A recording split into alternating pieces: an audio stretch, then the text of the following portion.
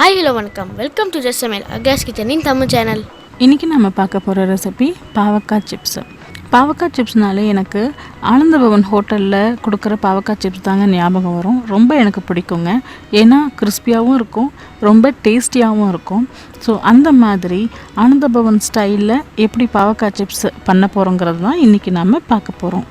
So அதுக்கு தேவையான ஒரு 2 பெரிய ஃப்ரெஷ்ஷான பாவக்காய் எடுத்திருக்கேன்.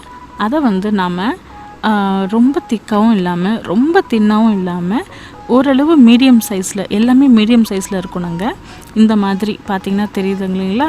ஸோ இந்த மாதிரி நான் கட் பண்ணி வச்சுருக்கேன். ஸோ எல்லா பாவக்காயுமே இந்த மாதிரி நீங்கள் சின்ன சின்னதாக கட் பண்ணி எடுத்து வச்சுக்கோங்க. கொட்டையும் இருக்கட்டும். கொட்டையும் கொஞ்சம் வறுக்கும்போது கிறிஸ்பியாக நல்ல கிறிஸ்பினஸ் கொடுக்கும். அதனால் கொட்டையை தூக்கி எறிய வேண்டாம், அதையும் நீங்கள் ஆட் பண்ணிக்கலாம். ஸோ இப்போ நான் இந்த மாதிரி ஒரு பவுலில் ஆட் பண்ணிக்கிறேன். இப்போ இது கூட மற்ற இன்க்ரீடியன்ஸ்லாம் நாம் ஆட் பண்ணுவோம். ஸோ முதல்ல இதுக்கு தேவையானது 4 டேபிள் ஸ்பூன் கார்ன்ஃப்ளவர். பட் ஆனால் நம்ம 4 டேபிள் ஸ்பூனும் இப்போவே ஆட் பண்ண மாட்டோம். ஃபஸ்ட்டு ஒரு 2 டேபிள் ஸ்பூன் கார்ன்ஃப்ளவர் ஆட் பண்ணிக்கிட்டு கூடவே 2 டேபிள் ஸ்பூன் அரிசி மாவையும் ஆட் பண்ணிப்போம். மீதி 2 டேபிள் ஸ்பூன் கார்ன்ஃப்ளவர் நம்ம ரிசர்வில் வச்சுப்போம். அதை பின்னாடி நாம் ஆட் பண்ண போகிறோம். ஒரு அரையிலேருந்து 3/4 டேபிள் ஸ்பூன் அளவு கடலை மாவு, 1/4 டீஸ்பூன் ஜீரகத்தூள், அரை டேபிள் ஸ்பூன் மல்லித்தூள் அதாவது தனியாத்தூள், ஒரு 1/4 டேபிள் ஸ்பூன் சோம்புத்தூள், அரை டேபிள் ஸ்பூன் மிளகாய்த்தூள், அரை டீஸ்பூன் உப்பு அல்லது தேவைக்கேற்ப உப்பு சேர்த்துக்கோங்க. இப்போ எல்லா பொருளையும் நம்ம சேர்த்தாச்சு. இப்போ நல்லா மிக்ஸ் பண்ணிவிடுவோம். தண்ணி ஃபஸ்ட்டு மிக்ஸ் பண்ணிவிட்டு அதுக்கப்புறமா தண்ணியை சேர்த்துக்கிட்டா போதும். தண்ணி நம்ம நிறைய சேர்க்கக்கூடாது. கொஞ்சமாக ஒரு டேபிள் ஸ்பூன் அளவு அப்பப்போ கொஞ்சமாக ஊற்றி நல்லா மிக்ஸ் பண்ணுங்கள். நிறைய தண்ணி சேர்த்தா நமக்கு சரியாக வராது. அப்புறம் நினைவிருக்கட்டும், நம்ம 2 டேபிள் ஸ்பூன் கார்ன்ஃப்ளவர் தனியாக வேற வச்சுருக்கோம். ஸோ அதையும் கொஞ்சம் லேட்டாக நம்ம ஆட் பண்ணணும். ஸோ இப்போதைக்கு கொஞ்சமாக தண்ணியை விட்டு மட்டும் நல்லா பிசைஞ்சிக்கோங்க. நான் முன்ன சொன்ன மாதிரியே அட் அ டைம் எல்லா தண்ணியும் சேர்க்காம அப்பப்போ ஒரு டேபிள் ஸ்பூன் 2 டேபிள் ஸ்பூன் அளவு தண்ணியை சேர்த்து அப்படியே மிக்ஸ் பண்ணிக்கிட்டே வாங்க.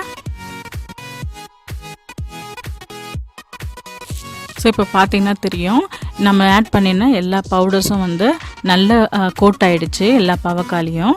ஸோ இதை நல்லா ஒரு வாட்டி கடைசியாக ஒரு வாட்டி நல்லா மிக்ஸ் பண்ணிவிட்டு இதை அப்படியே ஒரு 10 to 15 மினிட்ஸ் அப்படியே வச்சிடுங்க. ஒரு 15 மினிட்ஸ் கழித்து நம்ம முன்னே 2 டேபிள் ஸ்பூன் கார்ன்ஃப்ளவர் வச்சுருக்கோம் இல்லைங்களா? ஸோ அந்த 2 டேபிள் ஸ்பூன் கார்ன்ஃப்ளவரை இப்போ இதில் மிக்ஸ் பண்ணிக்கோங்க. மிக்ஸ் பண்ணிவிட்டு ஓரளவு நல்ல குலுக்கியோ இல்லை கொஞ்சம் பெரட்டியோ விடுங்க. இப்போ இதை நல்லா நம்ம பெரட்டி விட்டுக்கலாம். இந்த சமயத்தில் நம்ம எந்த தண்ணியும் நம்ம சேர்க்க போகிறதில்ல. ஏன்னா ஏற்கனவே நம்ம சேர்த்த தண்ணியோடு அப்படி ஸ்டாப் பண்ணிவிடுவோம். எக்ஸ்ட்ரா அது எந்த தண்ணியும் நம்ம சேர்க்க போகிறதில்ல. ஜஸ்ட்டு இதை நல்லா அந்த கார்ன்ஃப்ளவர் எல்லாத்துலேயும் ஒட்டுற மாதிரி மட்டும் நல்லா பண்ணி விட்டுட்டா போதும். அதே மாதிரி இதையும் ஒரு 10 மினிட்ஸு தனியாக வச்சுக்கோங்க. அதாவது நம்ம எண்ணெய் சூடாகிற வரைக்கும் நீங்கள் இதை தனியாக வச்சிடலாம்.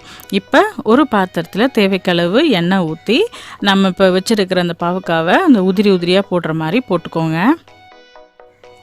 எல்லா பாவக்காயையும் ஒன்றா சேர்த்து போட்டுறாதீங்க. அப்படியே நல்லா பரவலாக போட்டு விடுங்க. அப்போ தான் எண்ணெயில் அது வறுபடுறதுக்கு ஈஸியாக இருக்கும். அதே மாதிரி அப்போ தான் எல்லா சைடும் அந்த ஈக்குவலாக கிறிஸ்பினஸ் வரும். அதனால் நம்ம இந்த மாதிரி போட்டு வறுத்து எடுத்துக்கலாம். அது அப்படியே நல்ல ஒரு பொன்னிறமாக ஆகும். ஸ்லைட்டாக அந்த ரெட்டிஷ் கலரில் இருக்கும்போதே எடுக்க பாருங்கள். அதே மாதிரி அந்த இஷ்ஷு சவுண்டும் இஷ்ஷுன்னு அந்த வெண்ணெயில் போடும்போது அந்த சவுண்டு வரீங்களா, அந்த இஷ்ஷு சவுண்டும் ஓரளவு குறையிற மாதிரி வரணும். நடுவுலேயே எடுத்துடாதீங்க. அப்போ அந்த கிறிஸ்பினஸ் வராது நமக்கு. அதனால் அந்த இஷ்ஷு சவுண்டு அது ஃபுல்லாகவும் குறைய வேண்டாம். ஏன்னா தீஞ்சி போக வாய்ப்பு இருக்குது. அதனால் கொஞ்சமாக குறையிற மாதிரி இருக்கும்போது டக்குன்னு எல்லாத்தையும் எடுத்துருங்க. ஸோ இந்த மாதிரி எண்ணெய் எல்லாத்தையும் நல்லா ஃபில்டர் பண்ணி எல்லா பாவக்காயும் எடுத்துருங்க. ஸோ மீதி இருக்கிற பாவக்காயும் நம்ம இதே மாதிரி பேட்சாக போட்டு நல்லா வறுத்து தனியாக எடுத்து வச்சுக்க போகிறோம்.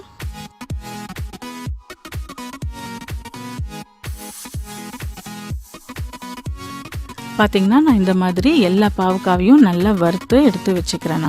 இது பாருங்கள், நான் ஒரு பாவக்காவை உடைச்சி காமிக்கிறேன். எவ்வளோ அழகாக உடையுதுன்னு பாருங்கள்.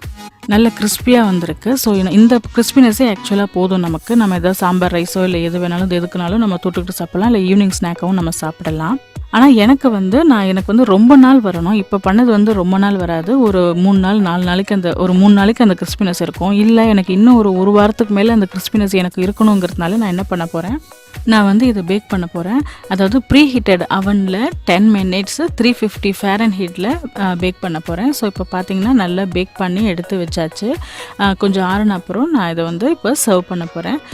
இது பேக் பண்ணணுங்கிறது அவசியம் இல்லை, ஒரு ஆப்ஷனல் தான். அதாவது இது லாங் லாஸ்டிங்க்கு வரணுங்கிறதுனால நான் இந்த மாதிரி பேக் பண்ணுறேன். ஸோ இது கட்டாயம் கிடையாது. ஸோ அப்படியே கூட உங்களுக்கு நல்ல கிறிஸ்பியாக தான் இருக்கும். அதே மாதிரி பேக்கிங்க்கு போது நம்ம எந்த எண்ணெயும் சேர்க்க போடல, ஏன்னா அதிலே இருக்கிற எண்ணெயே போதும். ஸோ அதனால் எந்த எண்ணெயும் நான் சேர்க்கலை. இது ஆறின பிறகு ஒரு ஏர்டைட் கண்டெய்னரில் போட்டு வச்சுக்கோங்க. கண்டிப்பாக ஒரு வாரத்துக்கு கிறிஸ்பினஸ் குறையாமல் இருக்கும். நீங்களும் இது வீட்டில் செஞ்சு பாருங்கள். செஞ்சு பார்த்துட்டு எப்படி வந்ததுன்னு கமெண்ட் பண்ணுங்கள். உங்களுக்கு இந்த வீடியோ பிடிச்சிருந்ததுன்னா லைக் பண்ணுங்கள், ஷேர் பண்ணுங்கள் மற்றும் சப்ஸ்கிரைப் பண்ணுங்கள். நன்றி.